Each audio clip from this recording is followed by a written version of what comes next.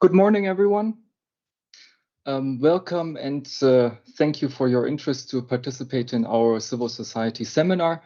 This is indeed our 7th seminar on the digital euro, and we appreciate your continuous interest in our work on this project. I'm joined here by Evelien Witlox, our project director, and Barbora K, our offline expert. My name is Fabian Geuther. I'm working here as a communications specialist, and we are all part of the Digital Euro project team. As we are in the final months of the preparation phase, and while our work on the technical development of the Digital Euro is progressing on track, we found that today is a good occasion to catch up again with you. And we're also happy to announce that our third progress report of this phase was published today. You will find the link on our LinkedIn and on the Digital Euro Hub on our website.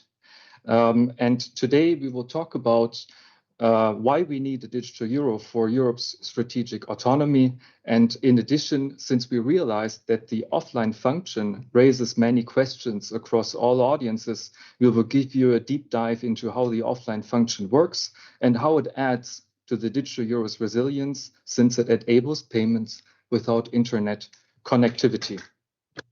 Our seminar consists of 2 parts. Firstly, Evelien and Barbora will do a presentation, and afterwards we will give you the opportunity to ask questions.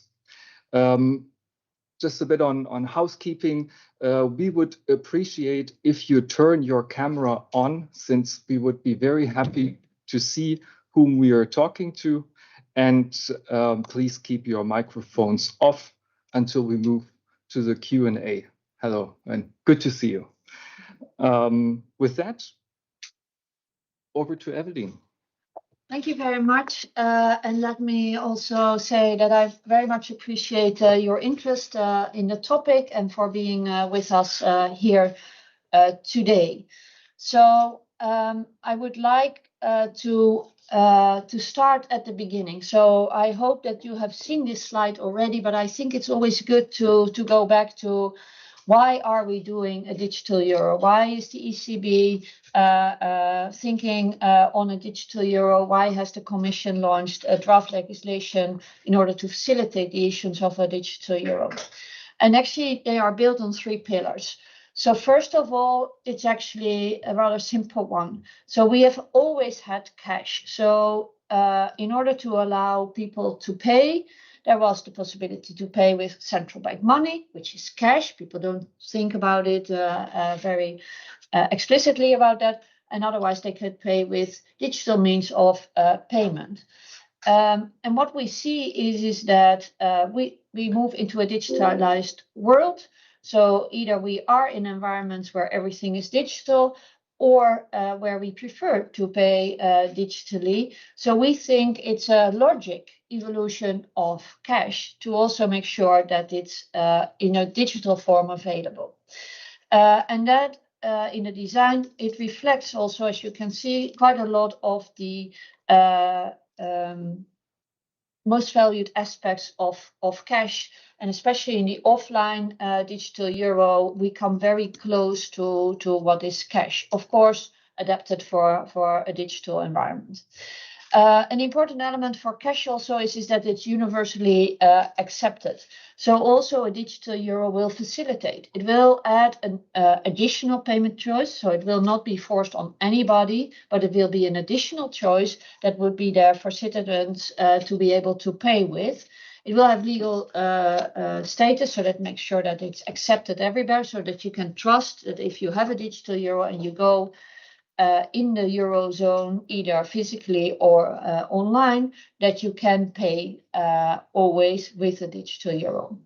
And the last pillar is a pillar that has been there from the start, is that we believe that having a digital euro strengthens Europe. it preserves our strategic autonomy and monetary sovereignty.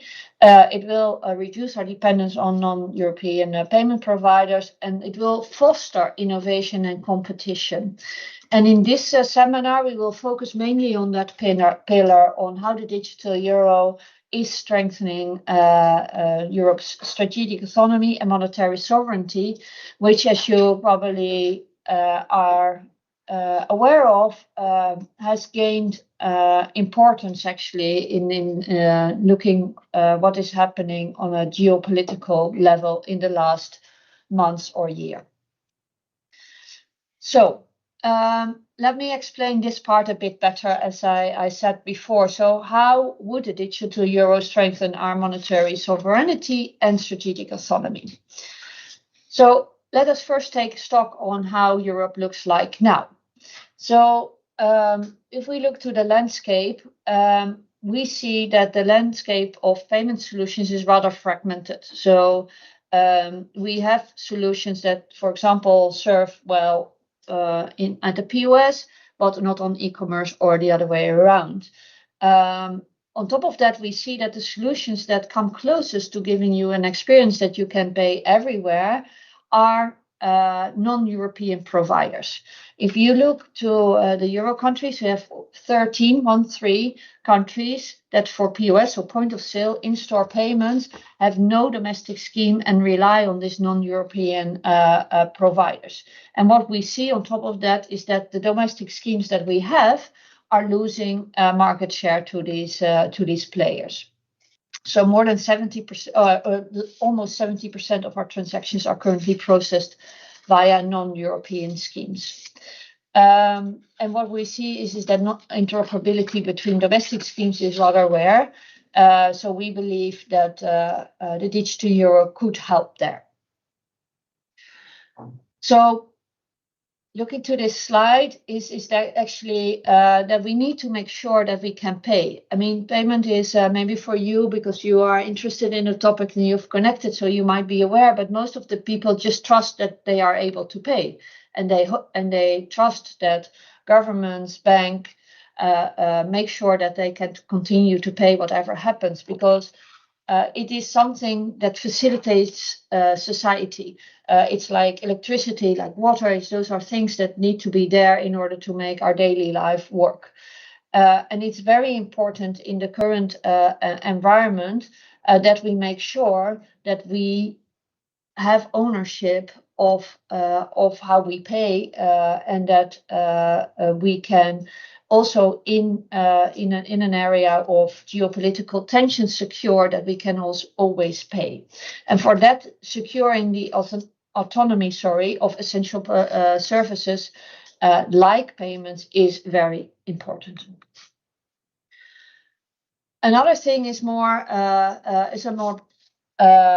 commercial one, actually, but also important, because what we see is that the market is dominated by a few large non-European players and small players.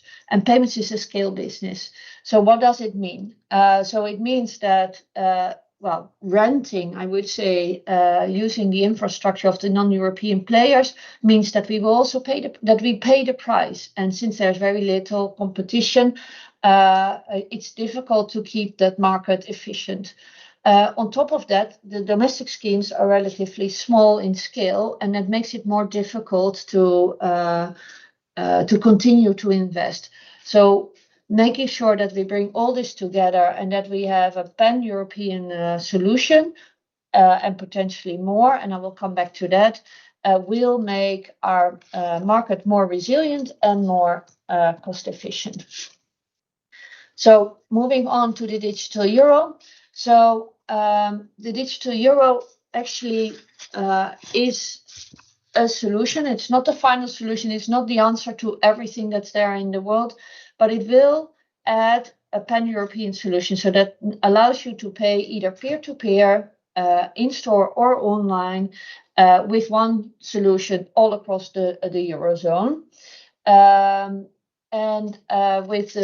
With that, we will also make sure that the cash-like features, so resilience, but also that it's safe, that it's highly private, that it takes so long, also the people that are digitally and financially excluded can be taken care of.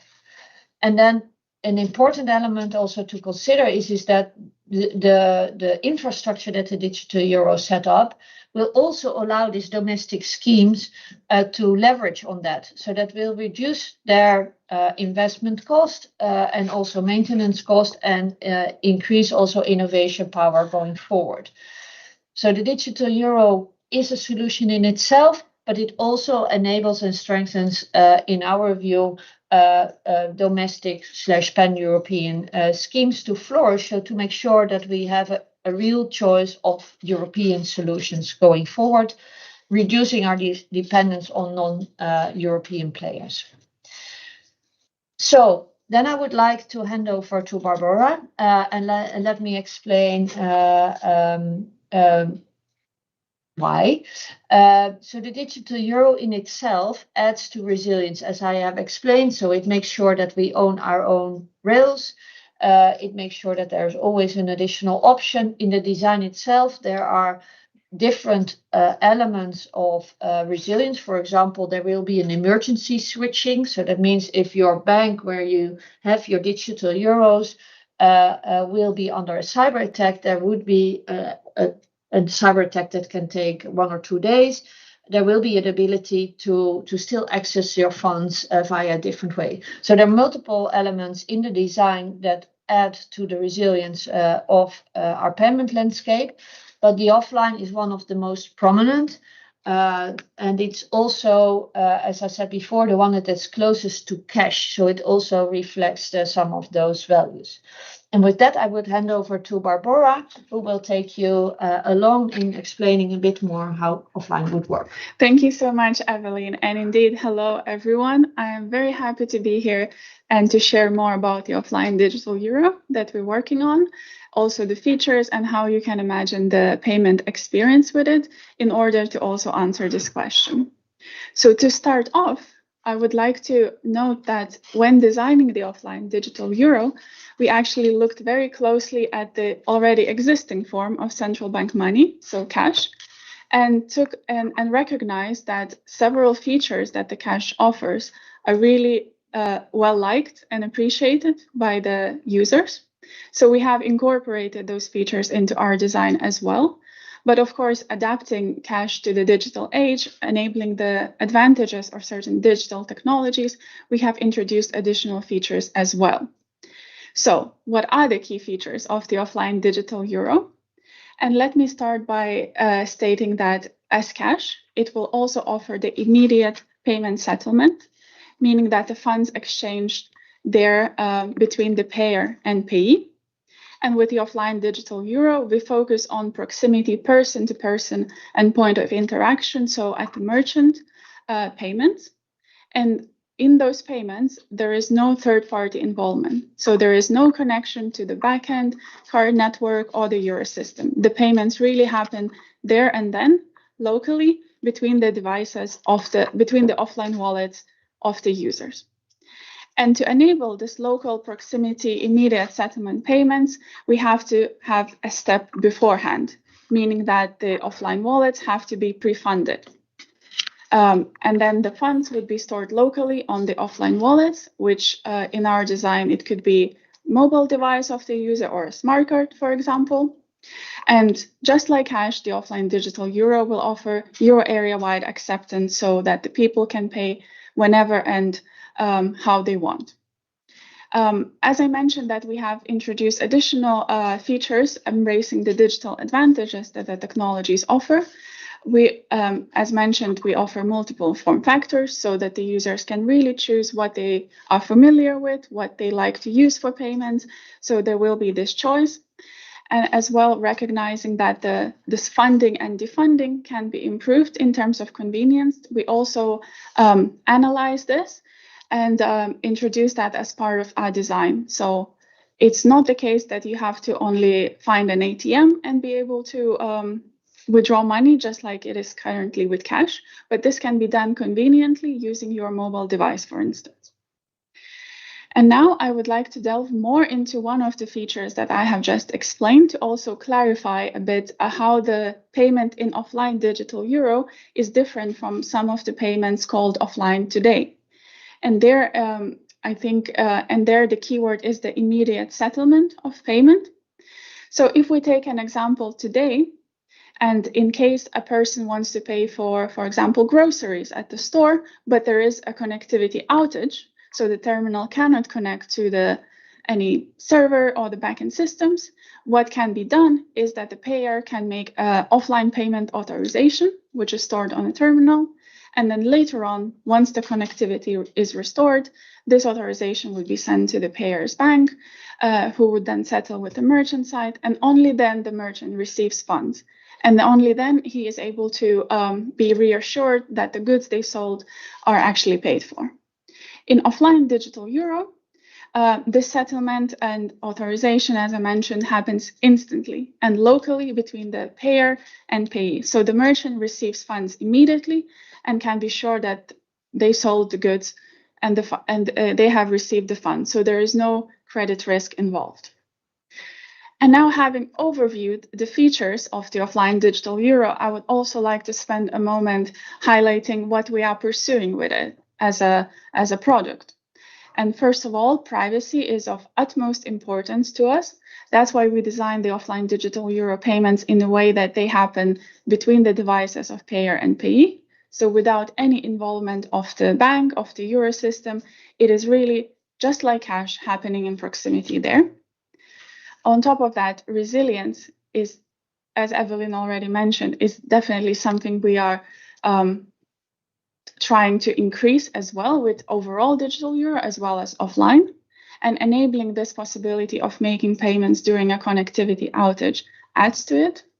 And last but definitely not least, it's also the inclusion aspect that we are pursuing, introducing means of payment as a public good, without, of course, any commercial interest from our side as the euro system, but instead accessible and available to all euro area citizens.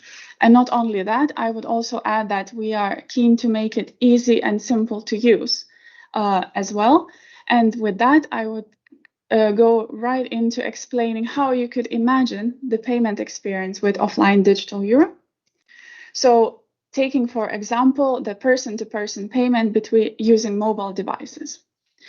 And here you can see all the features that I have mentioned before sort of in action. So first of all, there is the step that the payer user needs to pre-fund their needs to top up their offline digital euro wallet from any chosen liquidity source. So for example, it could be commercial bank money or cash. In this case, the wallet is on the mobile device. So if the user wants to pay their friend €5 in this example, they simply need to unlock their phone, enter the amount they wish to send, and technically then a secure session between the mobile devices is started. So this secure session is necessary to enable this local proximity exchange of funds that is both private and secure. And there is no interaction with any sort of third party. I have to mention that again. So when the payer debits their balance on their wallet, this payment is generated, sent to the payee, who then receives those funds, and those funds are stored again locally on their offline wallet on the mobile device. And another important aspect to mention here, and again, similarly to cash, once the payee receives those funds, they are able to respend it. There is no need to go online to validate, to confirm any payment. This is not the case. They have those funds and they can continue spending it, or if they wish to do so, they can convert it back to the commercial bank money or cash. And now we take a moment to look how the, for example, payment at the merchant would work with offline digital euro, again, having the wallet on the mobile device. And in this case, again, we try to replicate the experience that is familiar to the users, that is as simple as possible. And it would start from, of course, the merchant typing in the amount for the goods they're selling, how much the payer needs to pay. Similarly to the person-to-person use case, the payer unlocks their phone, simply taps their phone to the POS terminal, initiating this technical secure session. where the balance is debited, payment is generated, and then the merchant receives funds immediately and again can be reassured that the payment is complete, so the goods they sold are actually accounted for. And with this explanation, I would hand it back to Fabian to continue the session. Many thanks to both of you, Barbora and Evelien. Very insightful. And to facilitate the transition to the second part of our seminar, actually, I prepared a question for you. Since in the presentation you mentioned that the digital euro would be inclusive, both of you mentioned that. And we know there are some groups of consumers that might face difficulties with new technologies to pay. How would you ensure that anyone would be able to use it? Could you further explain, Evelien? Yes, I can. So as we said before, since the digital euro is like cash, it's a public good, of course, distributed via the banks, as we do with cash as well. But it's something that is very important for us. So there are a couple of things that are important. So first of all, in the design of the digital euro, we have taken a couple of decisions. So for example, the design includes next to a mobile device also a card. Because we know that still quite a significant part of the people feel uncomfortable with paying with a mobile phone. Although we see this changing, so people also need to get used to it, but it's still a very large part that also would like to prefer to pay with a card and not with a mobile phone. So that would allow it, make it easier, for example, to pay. Another element is that we have in the design a digital wallet provided by the Eurosystem. And in this wallet, we will take extra care to really make sure that it is designed in a way that it's easy to use, that it's really also very inclusive. So there are guidelines for that. So we'll make sure that we implement those and go beyond that in order to really make sure that it's easy to use. Then last point is that in general, we are also looking, it's not the last point, actually I have 2 points, in the rulebook where we describe how the digital euro would need to be implemented. We have also defined minimum UX standards, which we have developed together with market participants, so including the consumer organizations, to really make sure that all of those designs are as inclusive as possible. And then last but not least, in the draft legislation, it includes a provision that member states would assign a central entity where people that are digitally financially excluded, can go to, so that you can also have face-to-face support in order to really to make sure that you are able to access and use the digital euro. Thanks a lot.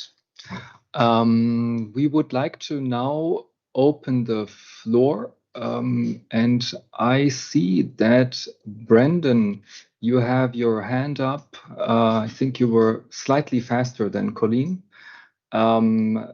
Please unmute and turn your camera on.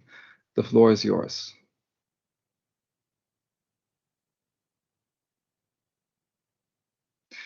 Brendan, we can't hear you, so I suggest we take Colleen's question first, and then we'll get back to you. Over to you, Colleen. Thank you so much. Good morning, and thank you for a really fascinating presentation. It's great to see how things have evolved. I suppose just to say I'm dialing in from Dublin, and I'm CEO of the National Adult Literacy Agency. So my particular interest is about the inclusion accessibility piece. While I'm fascinated by it as a totality, I'm just kind of curious as well. And it's great to hear that there will be, I suppose, designated agencies responsible, I suppose, for that support. What I'm curious about maybe is just some of the timelines for this in terms of kind of rollout and communication. And it was great to hear as well well in terms of, taking on board kind of the UX standards. But, I'm also conscious, we're in a new era in relation to the European Accessibility Act. And I'm just wondering, maybe as part of the design and development, has there been any user testing, perhaps, with, I hate using this term, target excluded groups, because I'm just even thinking, whatever about the mobile, in terms of how people will access the functionality. Is it an app? How is that kind of made available through the Euro? Will need to be a massive communication campaign. And then similarly with the cards, like in Ireland, we don't have contactless transport. So we still do have those notions of those kind of smart cards where you tap on, but once again, where do people buy them? How do they top them up? And, even just the design of all that. So that's a lot of questions. So I'm really interested in, I suppose, in the phases before even this goes live. So maybe a little bit more information, if you could share, in terms of, has there been any UX testing or user testing, the process in terms of the identification and agreement of the member state agencies, that whole rollout piece in terms of administration. Be keen to hear a little bit more about that. Thank you, Colleen. This one is for you, Evelien, I would say. Yeah, thank you, Fabian, and thank you, Colleen, for all these questions.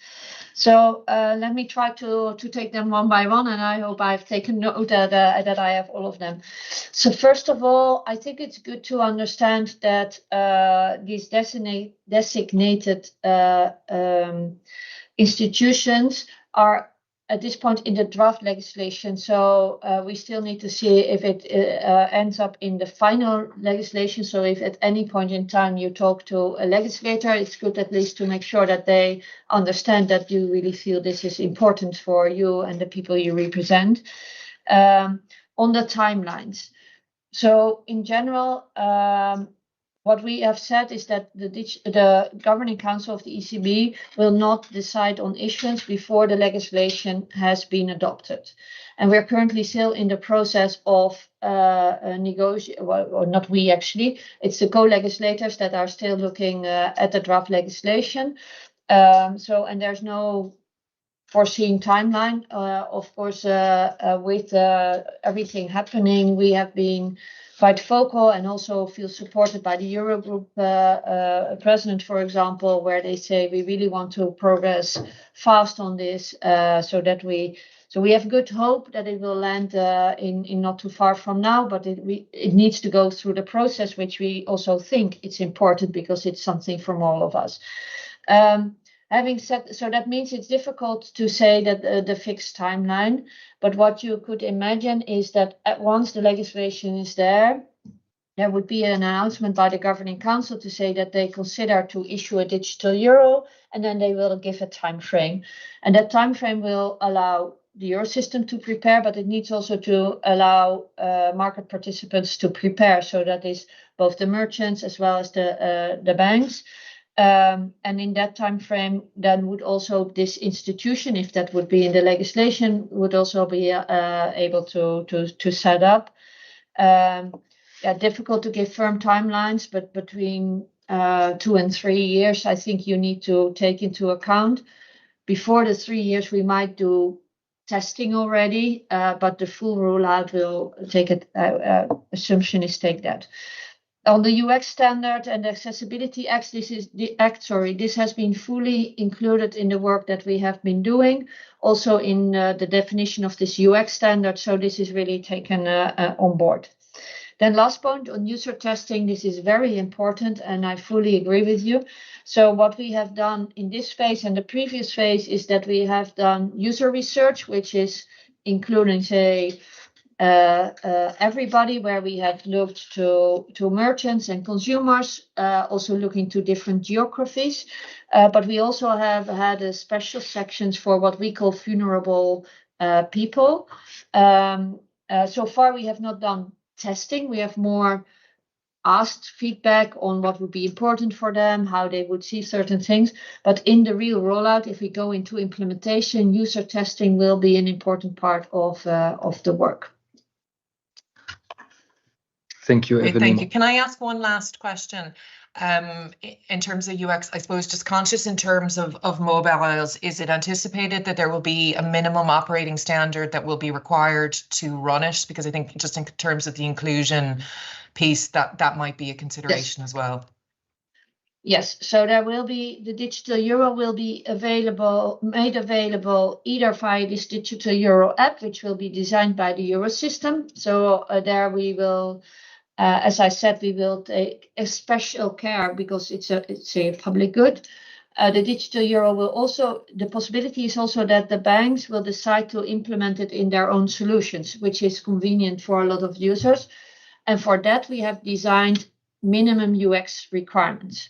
We have done that with experts from the market, with all representatives, so merchants, consumers, and banks. And they are actually part of the rulebook, which we are currently discussing with experts and getting feedback on in the coming months. Thank you.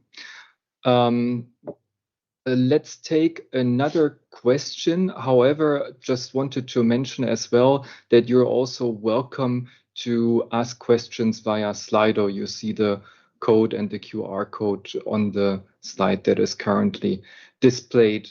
And now let's give another try to Brendan. The floor is yours. Please unmute.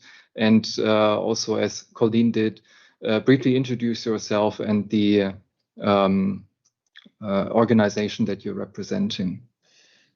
Can you hear me now? Yes. Perfect. Yes. Okay, great. Brendan Burgess is my name. I run a consumer forum called Ask About Money here in Ireland. I just don't see from anything that you've said why I personally would use this digital euro. I don't use cash. If I want to pay for something, I will either use my debit card from my bank, or I'll use my Revolut card. If I want to pay somebody, if I want to give a friend some money, I'll use my Revolut card. So why am I going to add a digital euro to my phone, I presume? I can't see the advantage of it, unless, of course, I'm somebody who wants to hide my transactions. I presume if this is going to be a bit like cash, that there won't be any record of my transactions because I am paying you money, and it's just like a cash payment. Nobody knows that I've given you 100 euros. So I'm really struggling to see why I would have a use for it. Now, I probably could understand for people who operate in cash and don't like operating with online payments of any sort, or why they might see this as some advantage, but I suspect that they wouldn't. Thank you, Brendan. Shall I take this one? Yeah. So thank you, Brendan. So first of all, really thank you for the question. And first of all, it's an alternative, and you don't need to use it. So we don't bring it if you don't like it. If you prefer to stay with your Revolut card or the debit card that you have, perfectly fine. And so I just want to make very clear that it's like with cash, it's an option. So some love to use it, others I see no need for it. So that I think is important to say as a first one. Then let me give you a couple of things back on the comment that you made, which might be more. Well, some might be directly important for you, and others might be more indirectly important for you. So first of all, the solutions that you mentioned, and then specifically the debit card that you have, and you're coming from Ireland, I know that would be, but be aware that this is a non-European payment solution, and we hope and trust actually that there will be no limitations on using that going forward.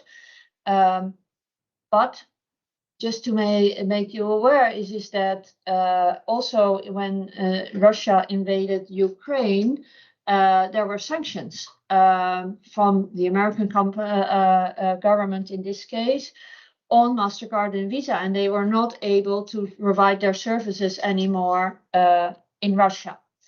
In your country, also the country where I'm coming from, that means there will be no transactions possible anymore with your debit card from one day to the other. So that is the vulnerability that we see with the fact that we have a limited coverage of European solutions. So it's a security measure in that sense, and adding to our resilience. Of course, I just want to be clear, we don't expect and hope this to happen, but maybe we want to be prepared. Then also on the other point that we tried to make before is that payments is a scale business and a network business. So what it means, it takes a bit of the winner takes all. So what we see is that we have a few dominant players in Europe, most of them, or actually all of them, being non-European.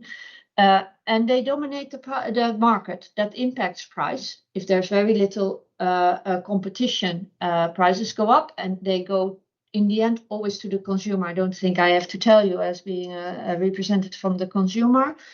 And last but not least, if we would have, moving forward, and cash being you're not being able to use cash everywhere where you want, or you want to use digital means of payment, you will be subject to the conditions that the private providers give you. And for now, they might be fine. You might be able perfectly happy with those. But who says that 10, 20 years from now, you are still happy with those conditions under which you can use the payment solution? But having said that, those are considerations that in the end, whether you want to use it or not, is up to you. There is also a convenience element. So, for example, your Revolut card, I know they are doing a huge effort to spread across Europe, but it's not accepted everywhere, for example. So the Revolut solution. So and with the digital euro, you can trust wherever you are in the Eurozone that you can pay. Last point that I want to take out of the way is on hiding the transactions. So we actually have two digital euros. The first one is the online digital euro, which functions a bit like you currently have with current solutions. There, not the euro system, but the PSP, or the payment service provider, your bank, will see your transactions and can do anti-money laundering and fraud prevention on that. On the offline, as Barbora explained, the transactions are indeed between you and the one that you want to pay only. So those transactions are really coming very close to the level of privacy that cash can provide.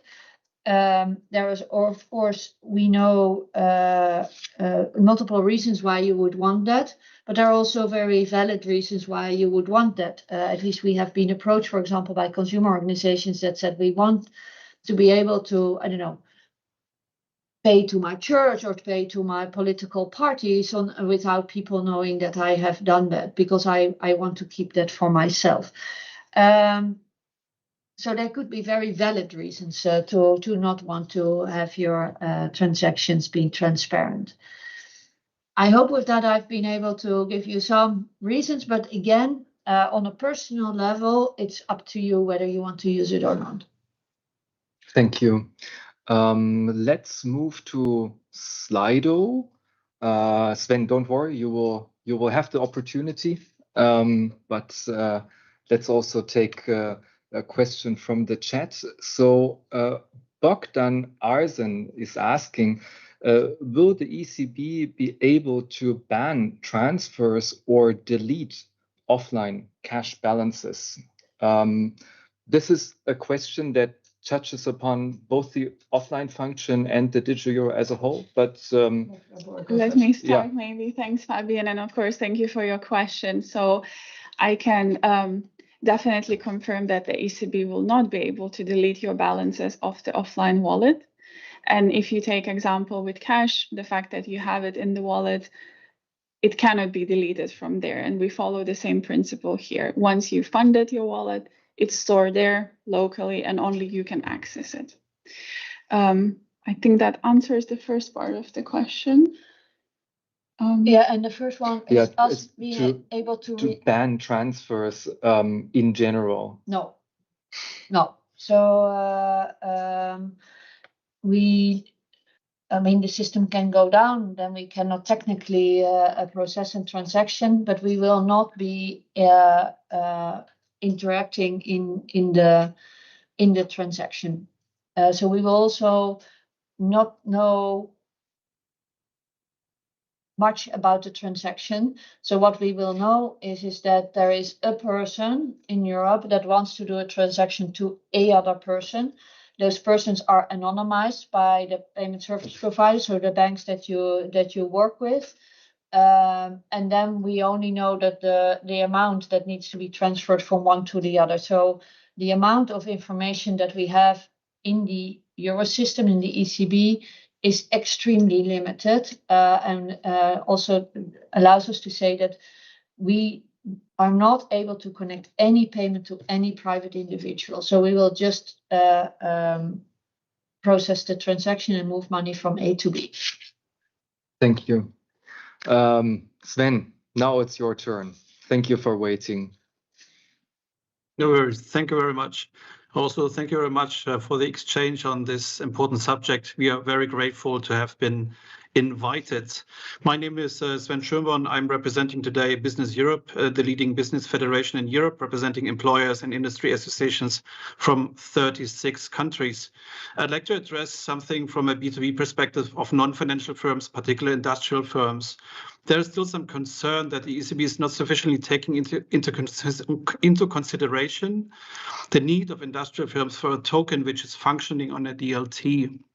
The alternatives would be either a stablecoin about which the ECB and the BIS expressed their concerns, or a commercial bank money token where there are credible concerns whether a sufficient amount of banks would ultimately be willing to offer such a product. This creates a difficult situation for industrial firms in the use cases, and the technical development, meaning bringing the business transaction closer to the financial layer, is going to happen. But since we are talking about strategic autonomy and monetary sovereignty, but also at the end European competitiveness, it would be favorable to have a pan-European product being provided by the ECB, which is usable for or by industrial firms. Thank you, Sven. Let me take this one. So thank you for the question, and we're very much aware of the request. So actually what we currently are working on within the ECB is bringing central bank money in general to the digital age, or to the next phase. So that includes working on the digital euro, which is in a retail environment, but we have also announced the work that we're going to do on the wholesale side.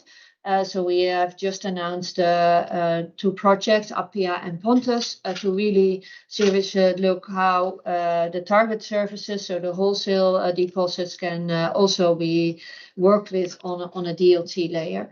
So we take this very seriously. On top of that, we have interacted with the corporate sector on, say, what we call B2B use cases, and yours was even a bit more specific, sorry, saying it's about tokens on DLT. We had a session in September last year. We have run in the innovation workstream within the digital euro, which we are finalizing now. We had innovators and pioneers, and we got very interesting feedback and possibilities also in the B2B space. So that will also end up in the report, and we want to follow up on that, because that it will mean that if the digital euro come, if we would progress, which we will, on a wholesale, that we would have 2 technical infrastructures on which we can discuss how these needs from the businesses could be best addressed. So it's on our radar screen, we're in discussions, and we take this seriously. So we would welcome to stay in contact on this going forward. Thank you very much. Thank you. So I don't see any further hands. Let's go to Slido again. Luis Lopez is asking, how will the digital euro strengthen the international role of the euro in global finance? Evelien, would you take this one? Yes. So the international role of the euro is a much broader topic than only the digital euro. So actually, the ECB is working on that very diligently. So it takes everything, and then the digital euro is between brackets only the retail space. So where we believe it's important is that we make sure that in the retail space there is the possibility to pay with central bank money also going forward. We do see with the rise of stable coins, as was already mentioned before, that the landscape is changing. We just need to acknowledge that this is changing. We have some concerns on the stable coins, on how they are going to be designed and how the impact is. That goes much beyond the scope of the digital euro. But also in the retail payment space, we see that stable coins and cryptocurrency are actually being more and more included. So we see major operators like the international card schemes, but also Revolut, who was mentioned earlier, but PayPal, they all including cryptocurrencies and stable coins to their solutions. And even some of them are working on their own stable coins. So for us, it's important to monitor that. And we believe that with the digital euro as an alternative there, that is a mitigation to the entrance of the digital stable coins and cryptocurrency in the retail payment space. Finally, of course, a lot of the international role of the euro is also about the cross-border payments. And there, a digital euro could also facilitate, especially if we get other CBDCs, retail CBDCs, we can facilitate also payments cross-border. Thank you, Evelien. I see Julia, Rebecca, you have your hand up. The floor is yours. Please unmute, and we appreciate if you turn your camera on and briefly introduce yourself and the organization you're representing.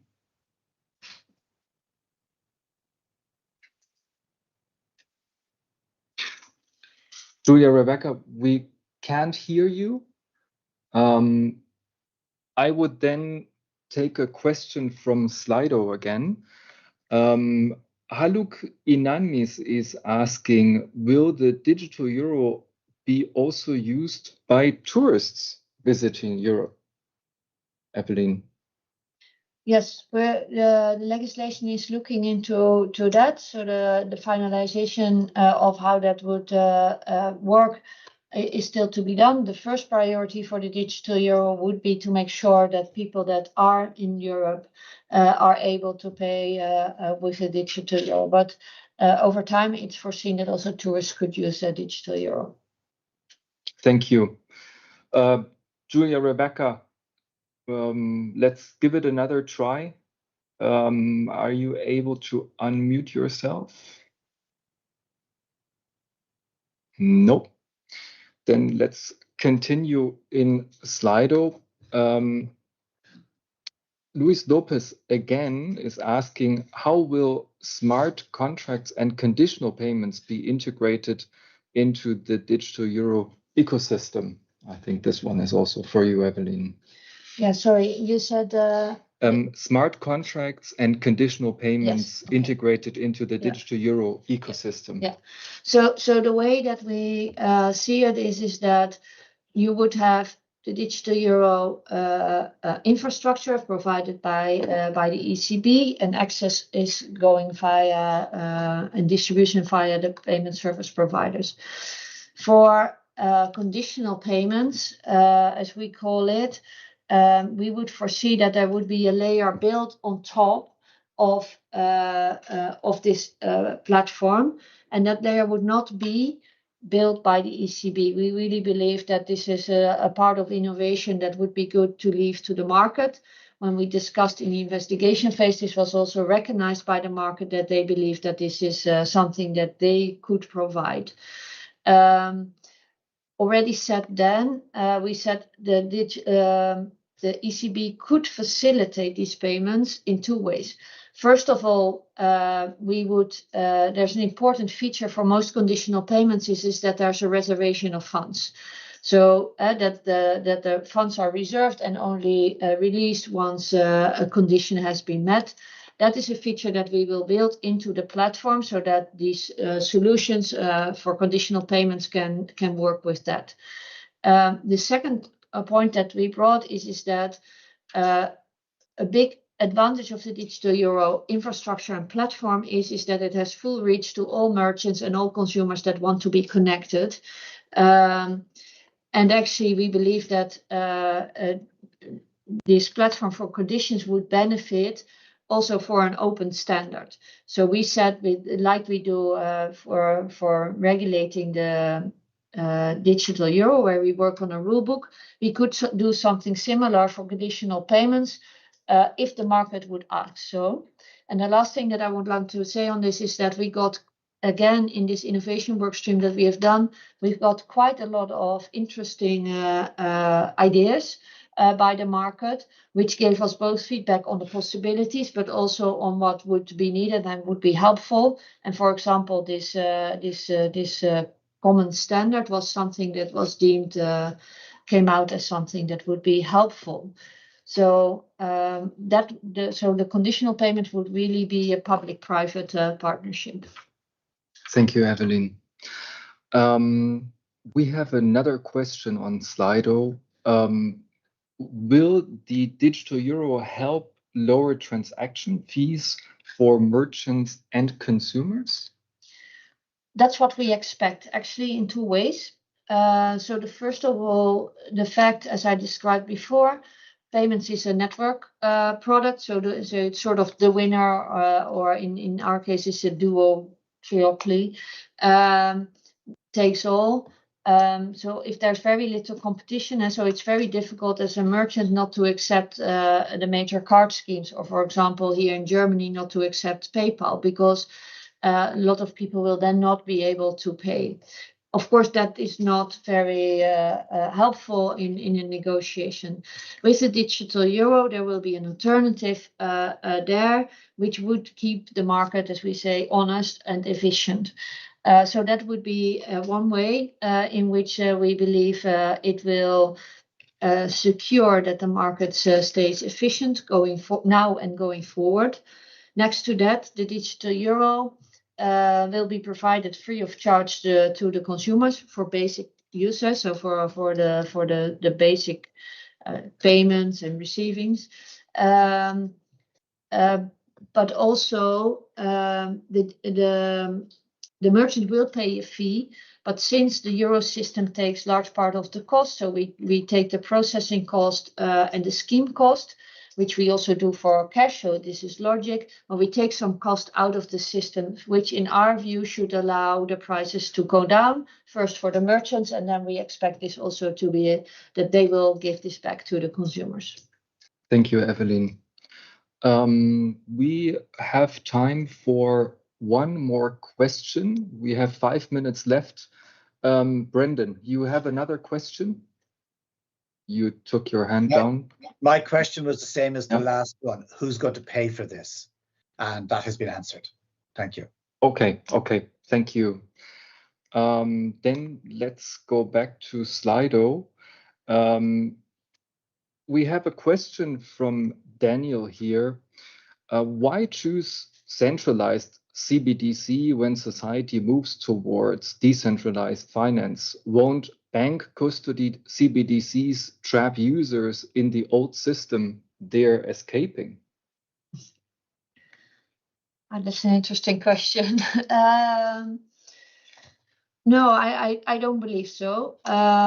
So we discussed on whether we could put the we could have, instead of a centralized ledger for the digital euro, we could have a decentralized ledger, but it would be a big thing because it would actually be the ECB that outsourced its own ledger to, in this case, probably the banks, which we don't think is very helpful, or would have been probably much more costly, and also would bring a lot of cost for controlling and securing that all these decentralized ledgers are well done, because in the end, since it's central bank money, like for a banknote, the ECB will be responsible and liable for those holdings. So that's why, having said that, it doesn't mean that the digital euro cannot interact with decentralized use cases. So in that sense, also again, this work in the innovation work stream really shed some light on, even though we have a centralized ledger for the digital euro, a digital euro could also very much used for decentralized use cases. Thank you, Evelien. We could squeeze in another one. Any seminar participants having a final brief question that we could address?